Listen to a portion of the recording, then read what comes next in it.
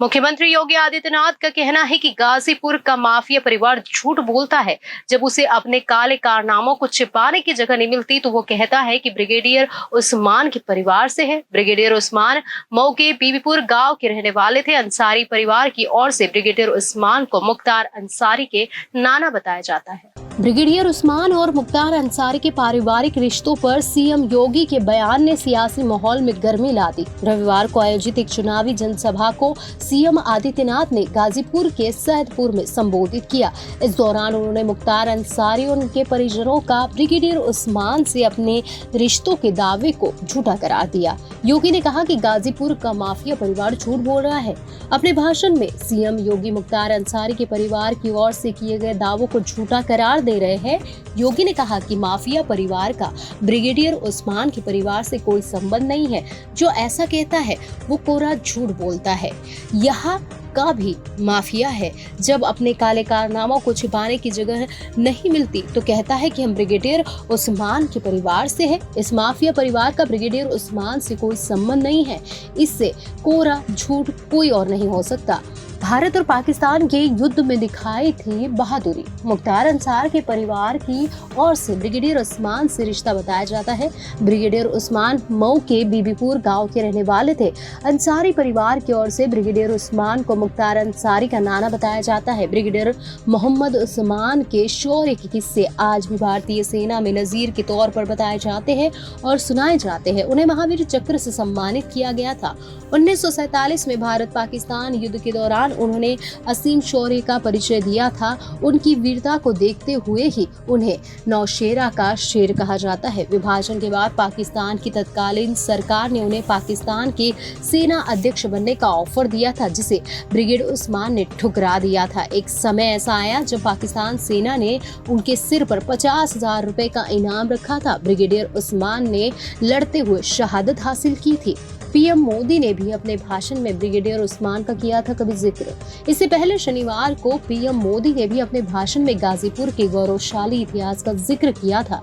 गाजीपुर के मैगर सिंह, शिवपूजन राय, राम उग्र पांडे, वीर अब्दुल हमीद के साथ ही उन्होंने ब्रिगेडियर उस्मान का भी जिक्र किया था। पीएम ने कहा था कि ये धरती पराक्रम और शौर्य से परिचित रहती है।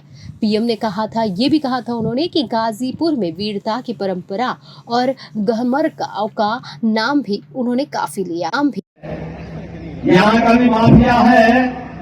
जब अपने काले कारनामों को छुपाने के लिए कोई जगह नहीं मिलती, कहता हम ब्रिगेडियर उस्मान के परिवार के लोग हैं। भाइयों, इस माफिया परिवार का ब्रिगेडियर उस्मान के परिवार से कोई संबंध नहीं है। कोई संबंध नहीं। जो कहता झूठ बोलता है। इससे कोरा झूठ कोई नहीं हो सकता है। इससे कोरा झूठ अगर समाजवादी पार्टी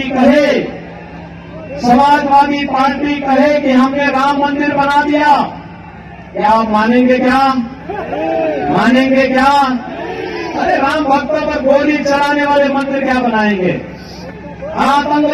आतंकवादियों के पैरोकार और माफियाओं के सामने घुटने टेकने वाले राम मंदिर का निर्माण और आपको सुरक्षा क्या प्रदान करेंगे? सुशासन और कानून के राज की बात क्या कर सकते हैं लोग? अपने पापाचार, अपने अनाचार, अपने भ्रष्टाचार के कारण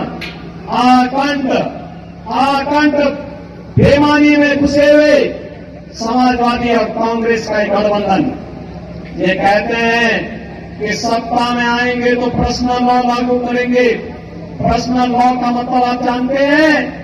पर्सनल लॉ का मतलब तानी बानी शासन।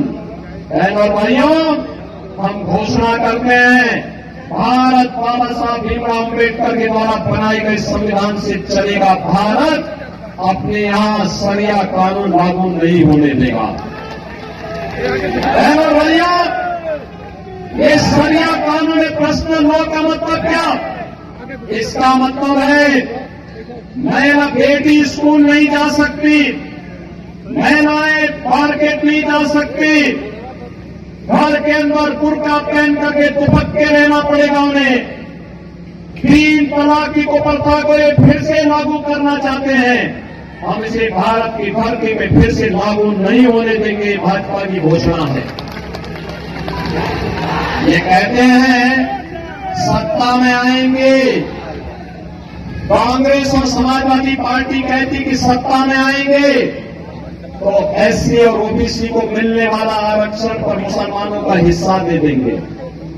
बाबा साहब भीमराव अम्बेडकर ने कहा था कि धर्म के आधार पर आरक्षण नहीं हो सकता। हम लोग मुसलमान को आरक्षण का लाभ कतई नहीं देने देंगे। अनुसूचित जाति, जनजाति और पिछड़ी जाति के आरक्षण में सेंध लगाने की छूट कांग्रेस और समाजवादी पार्टी को नहीं दे सकते। ये कहते हैं सत्ता में आएंगे तो सत्ता में आने के बाद ये विरासत टैक्स लगाना चाहते हैं। ये विरासत टैक्स का मतलब आप जानते हैं?